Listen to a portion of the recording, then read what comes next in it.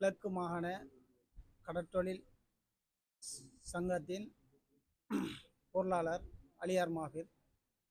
இன்றைய தினம் கிழக்கு மாகாண ஆளுநரை நாங்கள் சந்தித்தோம். குறிப்பாக அம்பாறை மாவட்டத்தில் உள்ள மீனவ சமூகம் எதிர்நோக்கின்ற பிரச்சினை சம்பந்தமாக கலந்துரையாடினோம். அதில் குறிப்பிட்ட ஒரு சில விடயங்களை கலந்துரையாடி மாஜர் ஒன்று கௌரவ ஆளுநரிடம் கொடுத்துள்ளோம்.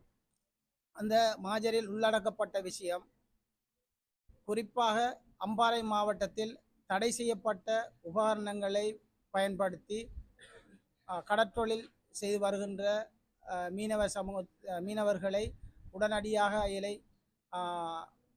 பிடித்து சட்டத்துக்கு முன் நிற்பாட்ட வேண்டும் என்ற விடயத்தை எத்தி வைத்திருக்கின்றோம். அந்த விடயத்தை குறிப்பாக போஸ் வலை, தடை செய்யப்பட்ட வலைகள், அடுத்தது இந்த கரவலையை மிஷின் டிராக்டர் மூலம் இழுக்கின்ற முறைமையையும் சட்டத்துக்கு விரோதமாக இருக்கின்றது. அதை உடனடியாக அமலுக்கு வரும் வரை அதை தடை செய்ய வேண்டும் என்று நாங்கள் கேட்டிருந்தோம் ஆளுநரிடம். அதை அவசரமாக செய்து தருவதாக கூறியிருந்தார்.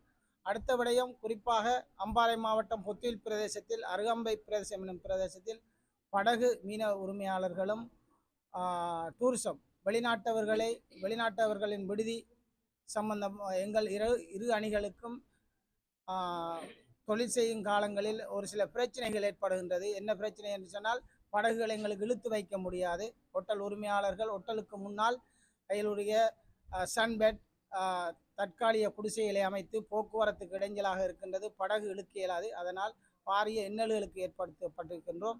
அதனை கருத்தில் கொண்டு எங்களுக்கு அவசரமாக மீனவ சமூகத்துக்கு இறங்குதுறை ஒன்றை அமைத்து தர வேண்டும் என்று நாங்கள் சென்ற காலத்திலும் ஜனாதிபதிகளிடம் கூறியிருந்தோம். இதுவரைக்கும் ஒன்றும் நடக்கவில்லை. வேலைகள் அவசரமாக நடந்திருந்தாலும் இதுவரைக்கும் ஒரு வேலை நடக்கவில்லை.